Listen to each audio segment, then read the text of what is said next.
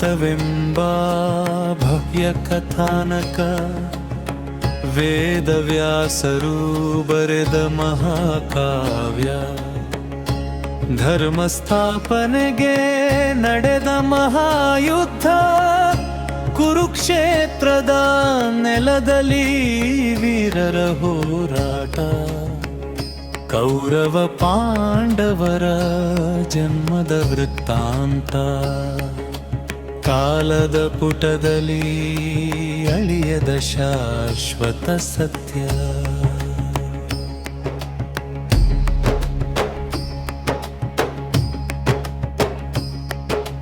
ಶುಭ ದಿನದಿ ಜನಿಸಿದರು ಧರ್ಮದ ಪುತ್ರರು, ಕುಂತಿ ಮಾದ್ರಿಯ ಐವವು ಪಾಂಡವರು.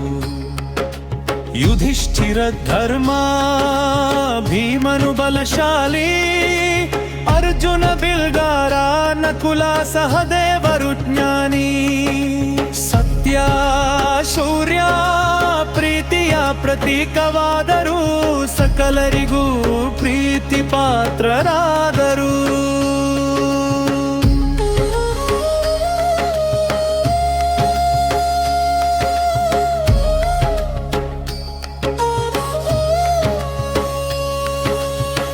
ಧೃತರಾಷ್ಟ್ರನರು ಮಕ್ಕಳ ಕಥೆಯಿದು, ದುರ್ಯೋಧನನೇ ಅವರ ಮುಖ್ಯ ಸೂತ್ರಧಾರಿ.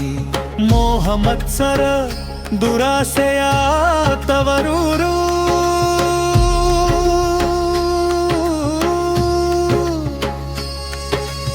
ಅನ್ಯಾಯ ಧರ್ಮವೇ ಅವರ ಸಹಚರಿ. ಶಕುನಿಯ ಮಾತು ದುಷ್ಟತನ ದಾರಿ, ದ್ವೇಷಾಗ್ನಿಯು ಮನವ ಸುಟ್ಟಿತು ಸಾರಿ. ದುಷ್ಟ ಶಕುನಿಯ ದಾಳದ ತಂತ್ರವಿದು, ಕಪಟದ ಜೂಜಾಟದಿ ರಾಜ್ಯವ ಗೆದ್ದರು. ಸಭೆಯಲ್ಲಿ ದ್ರೌಪದಿಗೆ ಆದ ಅವಮಾನ, ಕೌರವರ ದುರ್ನೀತಿ ಧರ್ಮಕ್ಕಿಲ್ಲ ಸ್ಥಾನ. ಕೃಷ್ಣನ ನೆರವಿನಲ್ಲಿ ಮಾನವ ಉಳಿಸಿ, ಪ್ರತೀಕಾರದ ಕಿಚ್ಚು ಪಾಂಡವರಲ್ಲಿ ಹೆಚ್ಚಿತು. ಸತ್ಯ ಪಾಲನೆಗೆ ಹೊರಟರು ಪಾಂಡರವು, 12 ವರ್ಷ ವನವಾಸಲಿ. ವೇಷದಿ 1 ವರ್ಷ ಕಳೆದರು. ಸಂಕಷ್ಟ ನೋವಿನಲಿ ಧರ್ಮವ ಹಿಡಿರು, ಕಷ್ಟಗಳ ಕರಗಿಸಿ ಪಾಠವ ಕಲಿತು.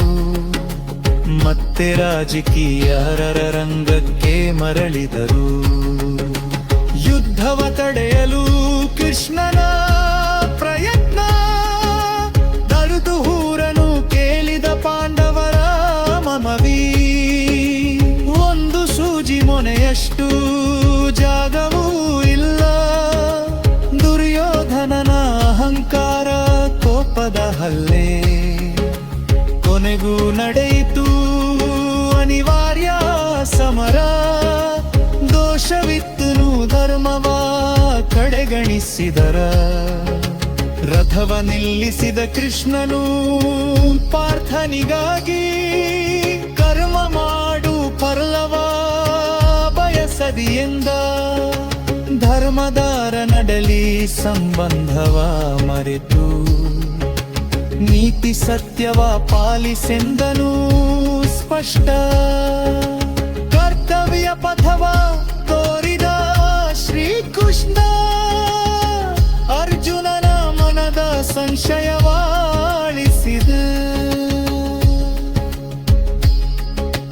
18 ದಿನಗಳ ಮಹಾಭಾರತ ಯುದ್ಧ, ಬೀಳಿತು ವೀರರ ದೇಹ, ಚೆಲ್ಲಿತು ರಕ್ತ.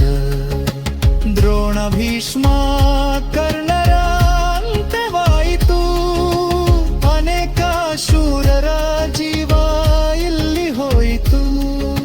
ಸತ್ಯ ಧರ್ಮ ನೀತಿಗಾಗಿ ಹೋರಾಟ, ಭೂಮಿಯಲ್ಲಿ ಶಾಂತಿಯ ಸ್ಥಾಪನೆಗೆ ಹಾತೋಟ.